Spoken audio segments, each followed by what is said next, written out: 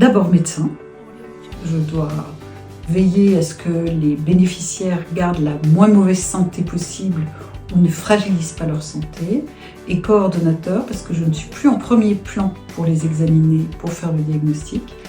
Je suis en lien avec le médecin traitant, le médecin hospitalier, les spécialistes et les autres professionnels de santé.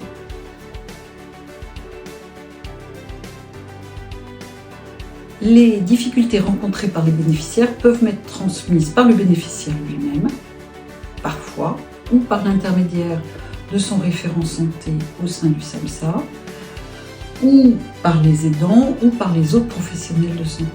L'enjeu est de savoir s'il y a nécessité d'une intervention médicale, une modification médicamenteuse ou d'une autre intervention dans le domaine de la santé.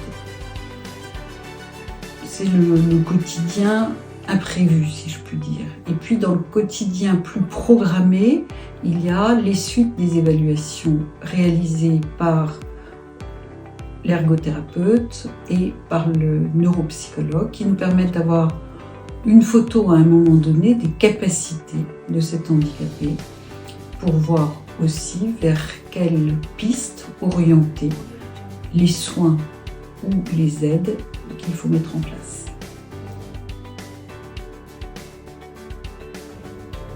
Première étape, l'admission. Ces personnes cérébro-lésées sont adressées par la MDPH pour un accompagnement alors qu'ils sont dans un domicile par le SAMSA. L'objectif est d'améliorer leur qualité de vie, de valoriser leur autonomie et, si possible, de les faire progresser.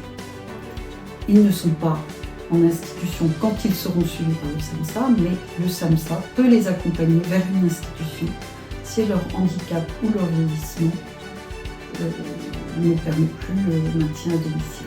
Entre l'admission et la sortie du SAMSA, le bénéficiaire est donc accompagné. J'essaye de le rencontrer assez précocement pour me faire une idée de la personne qu'il est et pas seulement de l'handicapé qu'il représente. Je prends contact avec les différents professionnels déjà en place et en particulier avec le médecin traitant qui sera vraiment le pilier de la prise en charge médicale mais qui peut se sentir démuni face au temps que représente une consultation auprès de ces personnes ou par rapport à la spécialité ou la spécialisation nécessaire pour assurer un suivi cadavre. Pendant le suivi par le SAMSA de cette personne, il y aura de façon régulière et même annuelle une participation à la personne et aux professionnels du SAMSA pour établir un projet. Le projet doit tenir compte de sa dépendance ou de son autonomie, doit tenir compte de son handicap et de la faisabilité de ce qui serait envisageable de faire. Par exemple, un bénéficiaire peut-il sauter en parachute? C'est une question compliquée. C'est pas de sauter en parachute qui est compliqué, c'est de savoir comment est-ce qu'on atterrit en bas à la fin du saut. Donc c'est des petites choses comme ça qui peuvent être intéressantes d'un point de vue médical et qui sont l'enjeu de discussion et d'élaboration à plusieurs professionnels. Je crois que la première, c'est l'humilité.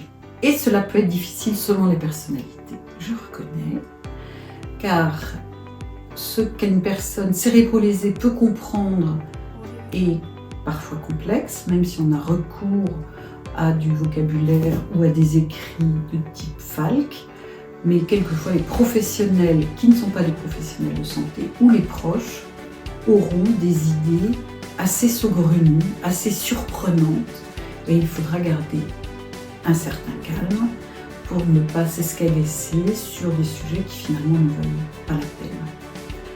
L'autre qualité, c'est de faire confiance. Faire confiance, bien sûr, aux bénéficiaires, mais faire confiance à ses aidants et faire confiance aux différents professionnels.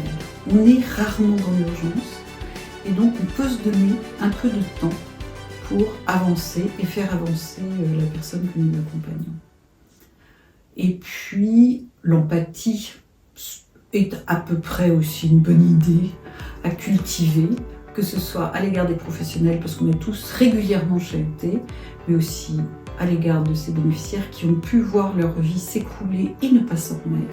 Et à l'égard des proches, encore une fois, il y a des parents de jeunes enfants ou de jeunes adultes qui restent bouleversés et dont les propos et les aides peuvent être extrêmement maladroits. La très bonne humeur de l'équipe, c'est vraiment quelque chose qui me frappe, qui me touche, qui me réjouit. Je ne suis jamais triste de revenir de vacances car je vais revoir mes collègues dans une humeur effectivement joyeuse et confiante, et c'est vraiment extraordinaire. Ce qui est extrêmement intéressant, c'est que je peux apprendre tous les jours et de la médecine et du relationnel, et que c'est vraiment sans fin. Je suis remise en cause tous les jours, et dans ma pratique professionnelle et dans ma pratique humaine, encore une fois avec gentillesse et respect. Être patient pour apprivoiser les personnes dont on va s'occuper, certes indirectement, mais aussi les professionnels. Je dirais que c'est l'une des missions qui a été la plus difficile, c'est d'accepter, de ne pas être accepté par les collègues pendant un temps certain. Et en même temps, ce travail de médecin coordonnateur donne le recul dont chacun peut rêver et qui fait finalement envie aussi aux hospitaliers comme aux libéraux qui suivent les personnes cérébralisées. C'est un travail différent, on n'est pas happé par la clinique, on a le temps de réfléchir, à plusieurs, et puis on a le temps d'avoir des frustrations, lesquelles médecin n'en aurait pas. Ah ben volontiers. J'étais depuis début février dans cette structure, entretien au bout des 2 mois, un 1er avril. Convoquée par mon chef de service, une directrice, nous nous tutoyons allègrement, nous travaillons extrêmement sérieusement entre-temps. La réunion se met en place, nous officialisons notre rencontre et je leur annonce sérieusement que j'ai reçu un appel la veille de mon ancienne direction me proposant de revenir dans l'établissement avec une augmentation de salaire de surcroît. Je vous laisse imaginer la tête de l'un et la tête de l'autre, alors qu'ils en avaient un peu soupé, paraît-il, pour réussir à trouver un médecin.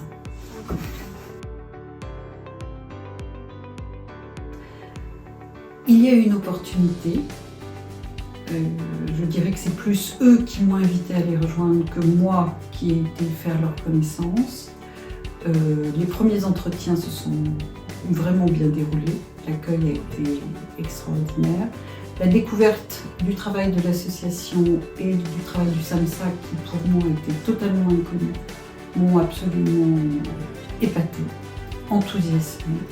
Et pour moi, ça avait un sens extraordinaire de venir travailler en tant que médecin salarié dans cette association, dans cette structure, pour ces personnes-là.